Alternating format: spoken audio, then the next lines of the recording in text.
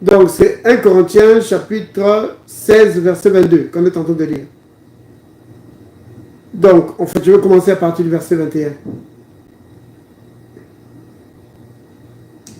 Alors, l'apôtre Paul écrit ceci, au bien-aimé de Corinthe. Il dit, je vous salue, moi Paul, de ma propre main. Si quelqu'un n'aime pas le Seigneur, qu'il soit maudit.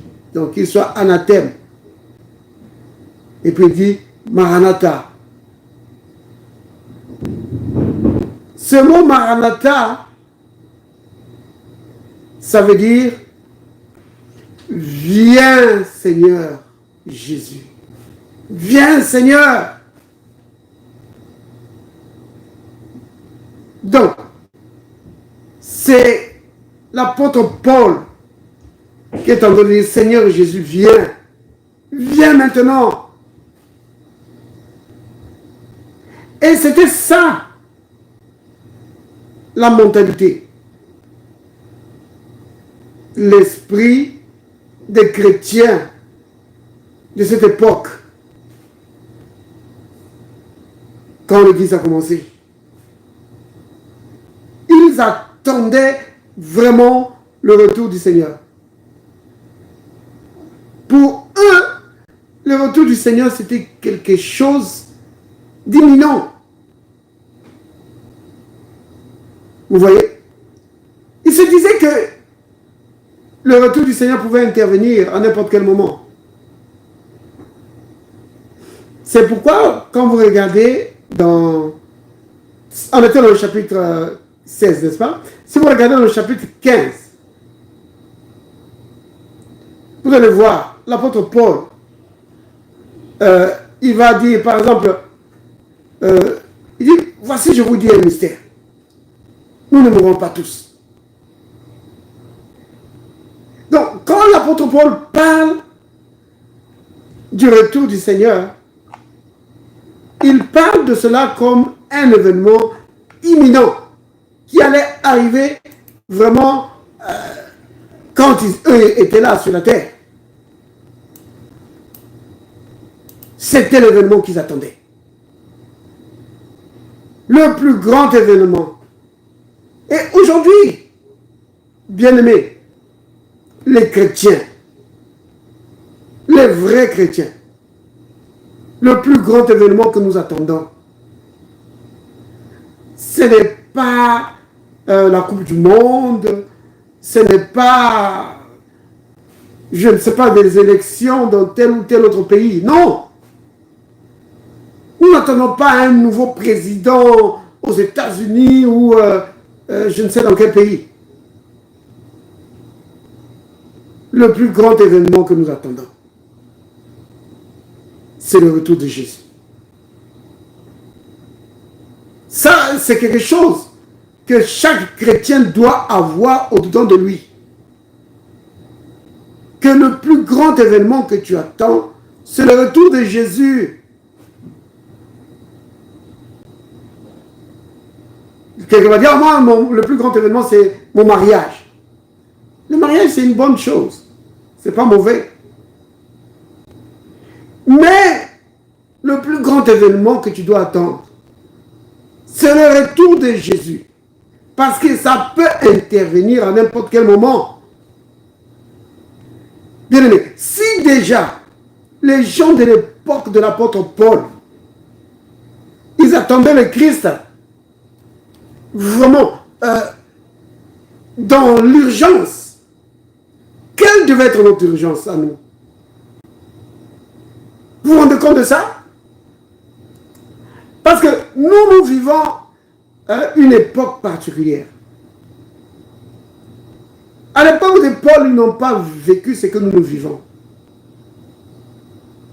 C'est l'époque où vraiment tout ce dont le Christ a parlé dans Luc, au chapitre 17, ça a pris place. C'est quoi ça? Le temps de Sodome et de Gomorrhe. Nous vivons là-dedans. À l'époque l'époque de Paul, on ne pouvait pas parler de ça. C'était des choses honteuses. Ce n'est pas qu'il ne... Comprenez-moi bien, je ne dis pas qu'il ne le faisait pas. Il le faisait. Mais c'était un comportement honteux. Mais aujourd'hui, c'est quelque chose qu'on réclame et qu'on impose. Si tu es contre, alors on doit te faire taire. Les gouvernements soutiennent ça. Pas tous, heureusement. Vous voyez bien, aimé? Oui. Donc, nous vivons une époque. Il n'y a pas eu d'époque comme ça avant. Sauf à l'époque d'Abraham. Donc, quand je parle de ce dont le Christ a parlé, vous comprenez, n'est-ce pas? On en a déjà parlé. Quand le Christ dit que ce qui est arrivé au temps de Noé va arriver. Oui. Donc, on peut peut-être prendre ça hein, dans Luc 17.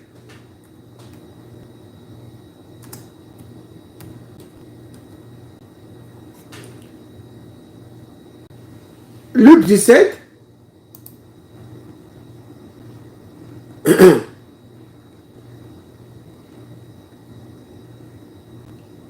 Donc. Quel verset? Bon, un instant. Donc, normalement, tu peux commencer à partir du verset 28.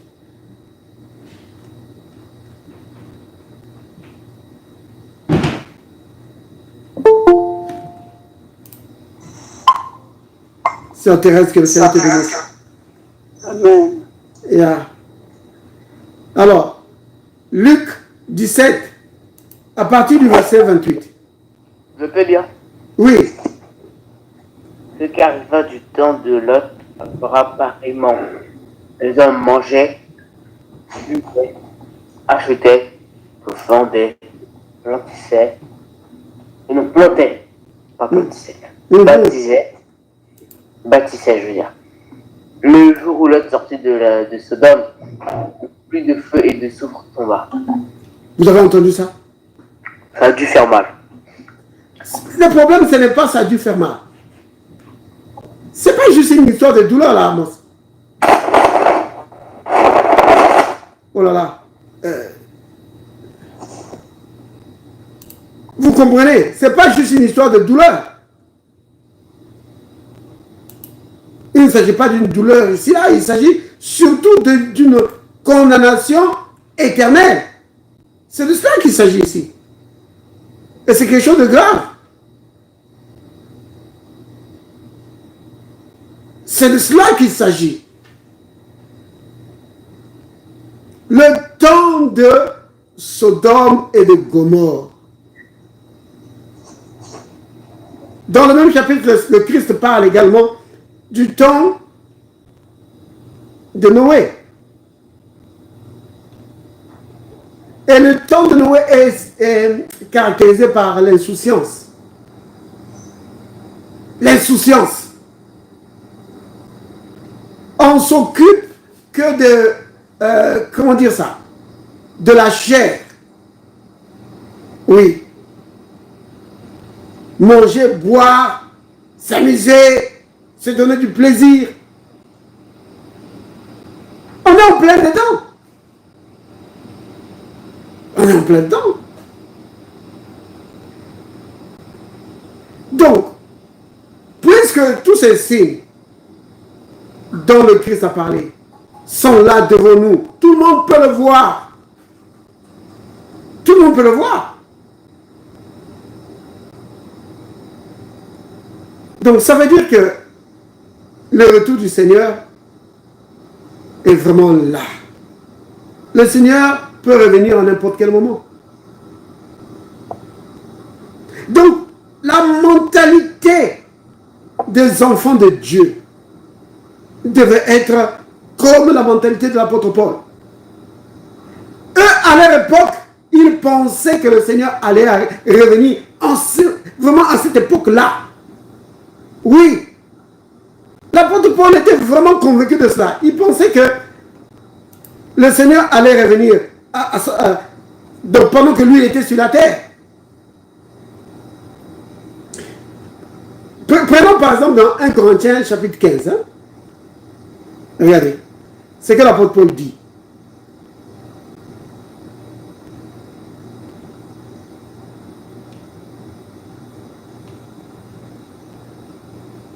Quand il en parle, à partir du verset 51.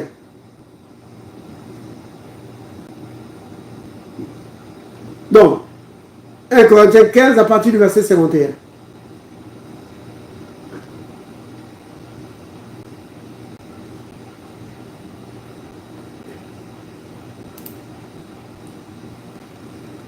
Alors, regardez. Il dit, voici je vous dis un mystère. Nous ne mourrons pas tous. Mais tous, nous serons changés. Vous voyez, il dit, en un instant et en un clin d'œil, à la dernière trompette.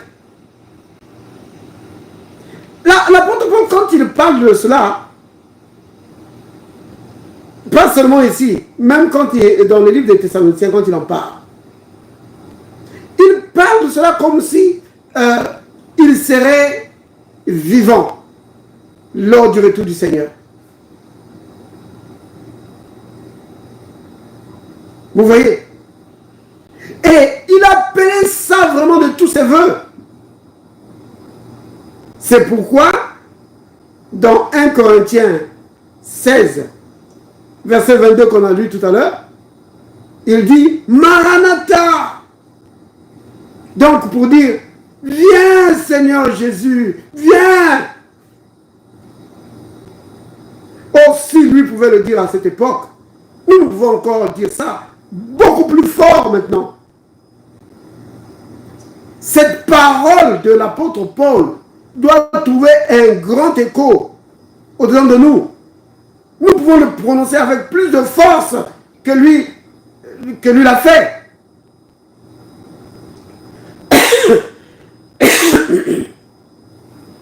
Oui, nous pouvons dire Maranatha. Seigneur Jésus, viens. Parce que c'est cela le cri de l'Église. L'Église qui est l'épouse de Christ. Quand on prend dans Apocalypse 22, hein, verset 17. Apocalypse 22, verset 17.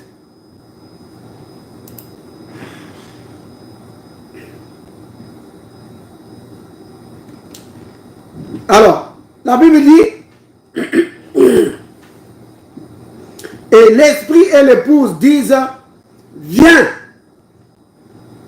Vous entendez ça? L'esprit de Dieu et l'épouse. Non, l'esprit de Dieu où? Au-dedans de nous. Et ensemble, nous crions, viens. Oui. Et ceux qui entendent disent, viens. Vous entendez ça? Oui.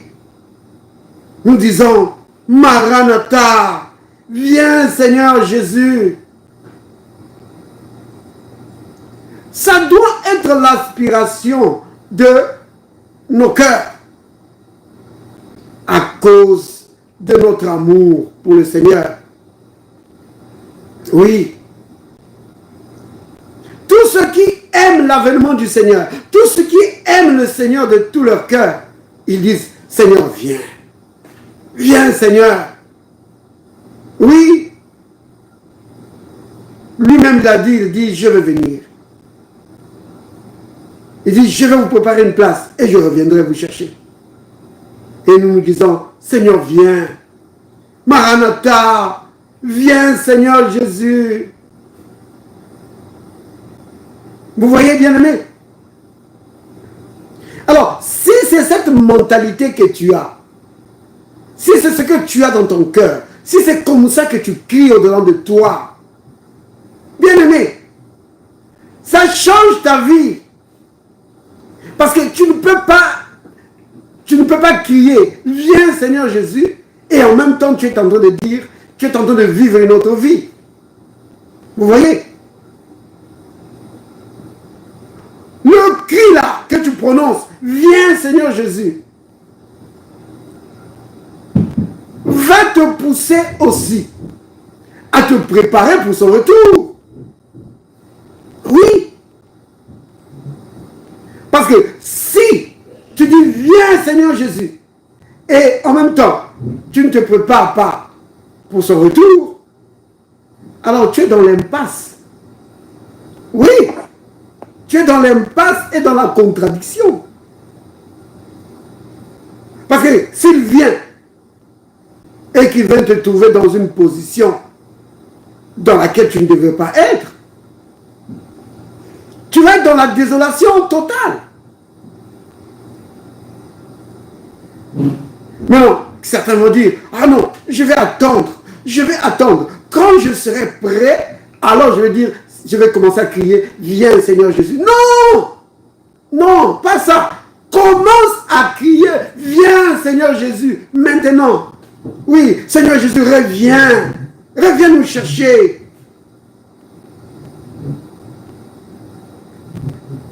Quand tu vas commencer à le dire, c'est ce qui va être, comment dire, une motivation pour toi, pour te préparer. Mais si tu dis que non, je vais d'abord me préparer, après je vais commencer à crier, oh non. Non, parce que l'ennemi va jouer ce jeu-là avec toi, à tel point que tu ne te sentiras jamais prêt. Donc, même si tu ne te sens pas prêt, commence à le dire. Pour que tout ce qui est en toi puisse vraiment se tourner. Ou puisse vraiment se mettre dans l'attente du retour du Seigneur. C'est capital. Donc, le chrétien vit dans l'attente du retour du Seigneur. Oui. C'est pourquoi c'est étonnant de voir certains chrétiens, comment ils vivent.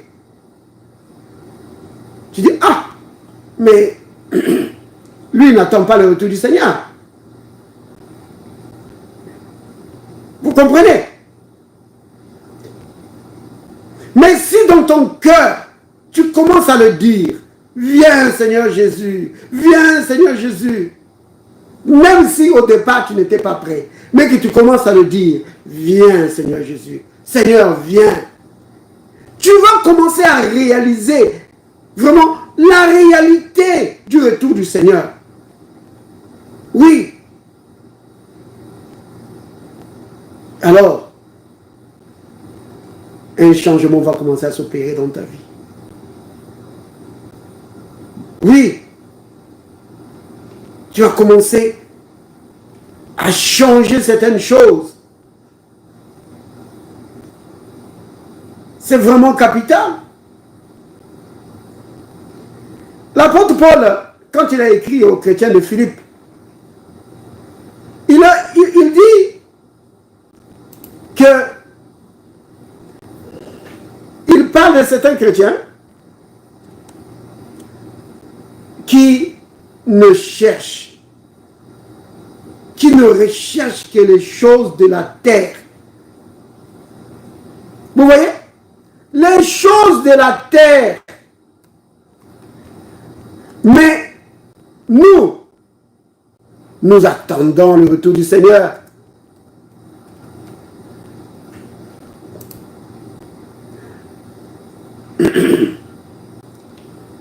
Si vraiment tu attends le retour du Seigneur, alors tu dois t'affectionner aux choses les choses d'en haut.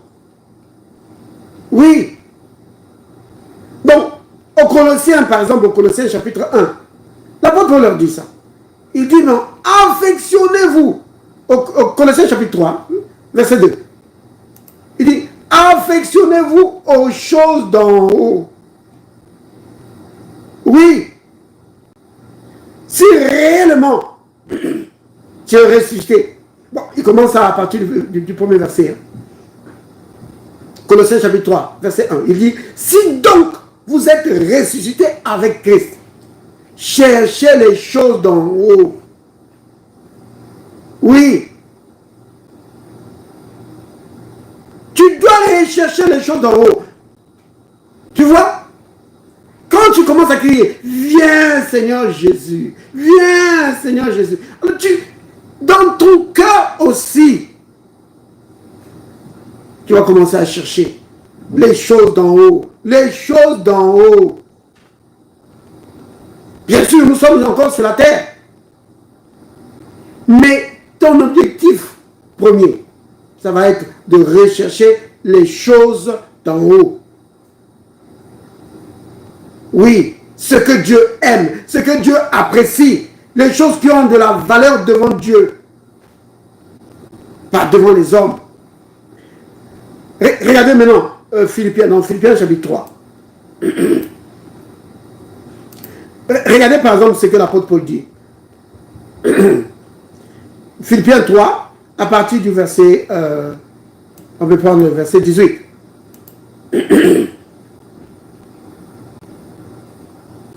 Regardez. Il dit, car il en est plusieurs qui marchent en ennemi de la croix. Vous voyez? Ennemi de la croix. Oh là là, vous vous rendez compte ce que c'est? Ennemi de la croix de Jésus. Et ces gens, ce n'est pas des gens qui sont à l'extérieur. C'est des gens qui sont au milieu du peuple de Dieu. Mais cependant, leurs objectifs sont contraires aux objectifs de Dieu. Ils sont ennemis de la croix de Jésus. Oui, et l'apôtre Paul dit que je vous en ai souvent parlé, et j'en parle maintenant encore en pleurant. Pourquoi il pleure? Il dit, leur fin sera la perdition. Ils vont aller en enfer. Pourquoi? Parce qu'ils ont pour Dieu leur ventre. Ils mettent leur gloire dans ce qui fait leur honte. Ils ne pensent qu'aux choses de la terre. Vous entendez ça? Ils ne pensent qu'aux choses de la terre. Un chrétien, il va faire toutes sortes de coups juste pour avoir l'argent. Peu importe ce que ça peut lui coûter. Il veut avoir l'argent, il va tromper, il va mentir, il va faire des coups bizarres. Il va manipuler les gens. Oui. Certains même c'est à l'église. Ils se tiennent là devant. Il va manipuler le peuple de Dieu juste pour se faire de l'argent et s'acheter une grosse voiture. Et se construire une grande maison. Qu'est-ce que c'est? Il pense aux choses de la terre, non? Vous voyez? Il va tromper, il va faire toutes sortes de choses. Juste pour avoir l'argent. Qu'est-ce que c'est? Il ne pense qu'aux choses de la terre. Oui. Et l'apôtre Paul dit, ils marchent en ennemi de la croix. Parce que ils ne pensent qu'à satisfaire leur chair.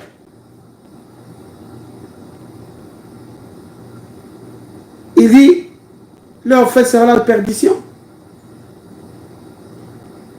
Il dit, mais nous, notre cité à nous, c'est dans les cieux. Oui, d'où nous attendons aussi comme sauveur le Seigneur Jésus-Christ. Vous voyez? Donc, quand tu dis, viens Seigneur Jésus, viens, alors tu vas commencer à rechercher plus les choses d'en haut. Pas juste les choses qui vont satisfaire ta chair. Oh oui, c'est capital. Tu vas commencer à te préparer pour le retour du Seigneur. Parce que tu es en train de dire, viens Seigneur Jésus. Vous voyez?